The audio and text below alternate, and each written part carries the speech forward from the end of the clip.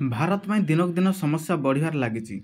भारत और पाकिस्तान मध्य जम्मू काश्मीर पहलगाम होता आतंकवादी आक्रमण पर तीव्र होता उत्तेजना मध्य बांग्लादेश जन अवसरप्राप्त मेजर जेनेल एक विवादीय बयान बर्तमान देते। से कहते जदि भारत पाकिस्तान उपर आक्रमण करे तेज बांग्लादेश उत्तर पूर्व अंचल गुड़िक दखल कर।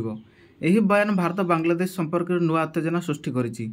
बांग्लादेश अंतरण सरकार मुख्य मोहम्मद यूनुस पाकिस्तान सह संपर्क घनिष्ठ होता बेले यह बयान आहरी चिंता बढ़ाई देछि। अवसरप्राप्त major general LMF Fazlur Rahman कहते जे भारतर 7टी उत्तर पूर्व राज्य उपरे बांग्लादेश नजर रही। से चाइना सहित मिलित सामरिक योजना पर आलोचना करने प्रस्ताव दे सारी। यह बयान सोशल मीडिया तीव्र प्रतिक्रिया सृष्टि करिछि। भारतीय अधिकारी मैंने यह गुरुतर भाव ग्रहण कर सीमांत सतर्कता बढ़ाई।